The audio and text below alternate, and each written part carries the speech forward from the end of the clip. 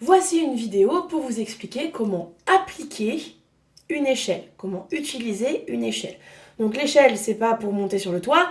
L'échelle dont je parle, c'est une échelle pour, en général, réduire des distances et ainsi réaliser des cartes, des plans, des maquettes de quelque chose qui existe dans la réalité. Ici, je vous donne une échelle de 1 sur 100 000. Une échelle s'écrira toujours 1 sur un nombre. Donc le numérateur, donc déjà une échelle, c'est une fraction, forcément, et le numérateur de cette fraction doit systématiquement être 1 et pas autre chose. Je vous ai donné une échelle et la distance entre une ville A et une ville B qui est de 15 km.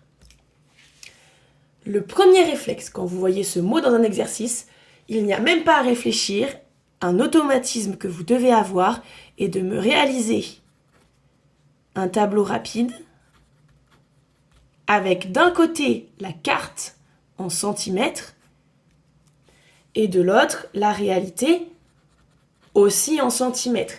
La carte et la réalité doivent systématiquement avoir la même unité. Il est possible de faire des maquettes où l'unité sera le mètre et des choses dans la réalité devront aussi être en mètres. Par exemple, vous pouvez faire des maquettes de planètes. Les planètes, c'est à l'échelle de milliers de kilomètres, voire millions de kilomètres. Donc, vous allez devoir convertir ça en mètres parce que votre maquette, elle, sera en mètres pour une exposition ou autre chose. Ici, je veux faire une carte en centimètres parce que je vais faire un plan. Dans l'énoncé, ce sera précisé. Moi, ici, je vous le dis, j'aimerais faire une carte en centimètres. Donc la réalité, vous allez la mettre en centimètres aussi. Vous pouvez soit réaliser un tableau, soit me faire un tableau de correspondance avec des flèches. C'est comme vous le souhaitez.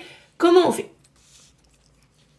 Ce 1, donc le numérateur d'une échelle, correspond systématiquement à la carte, tandis que le dénominateur correspondra toujours à la réalité. Donc je vais placer le 1 ici et le 100 000 ici. Maintenant, mes 15 km, je vais devoir les convertir en centimètres. Je vais donc partir de 15 km et déjà je vais aller jusqu'au mètre. Il faut que je rajoute 3 zéros puisque 1 km c'est 1000 mètres. 3 zéros. Ensuite des mètres jusqu'au centimètre, si ça s'appelle centimètre, ce n'est pas pour rien. Il faut rajouter 2 zéros, les 2 zéros du 100. Donc au total, j'ai 5 zéros à rajouter.